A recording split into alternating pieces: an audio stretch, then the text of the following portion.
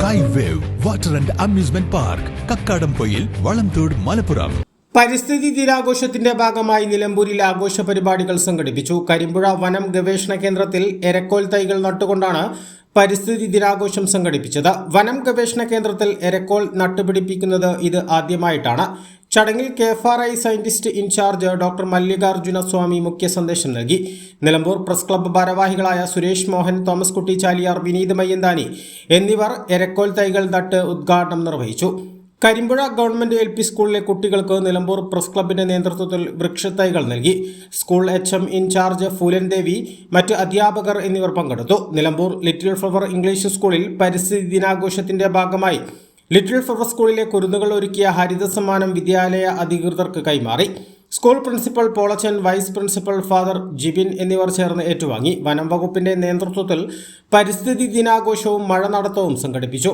Edivanna GLP school വിദ്യാർത്ഥികളും അധ്യാപകരും, Mailadi government UP സ്കൂളിലെ വിദ്യാർത്ഥികളും അധ്യാപകരും ചടങ്ങിൽ പങ്കെടുത്തു.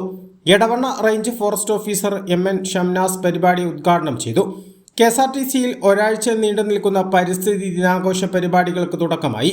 പരിപാടിയുടെ ഉദ്ഘാടനം നിലമ്പൂർ നഗരസഭ standing committee chairperson Mustafa Kalathumpadikkal നിർവഹിച്ചു. ലോക പരിസ്ഥിതി ദിനത്തിന്റെ ഭാഗമായി കോവിലകത്ത് മുറിയിൽ പൊതുശ്മശാനത്തിൽ ഫലവൃക്ഷങ്ങളും ചെടികളും തേക്കിൻ മരങ്ങളും നട്ട് ദിനാഘോഷം സംഘടിപ്പിച്ചു.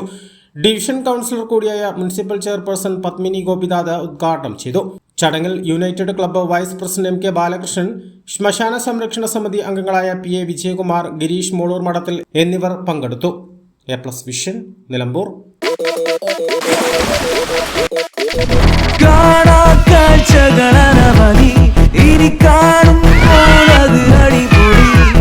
നീരാകാശവും പച്ചക്കടലും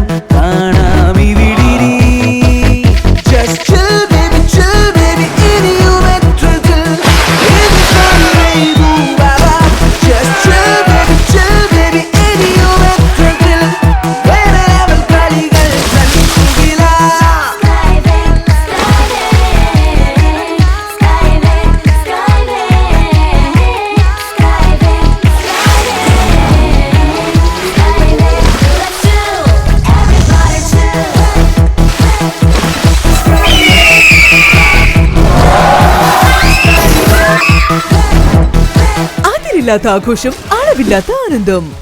Skywave amusement park, Kakkadampoyil, Malappuram.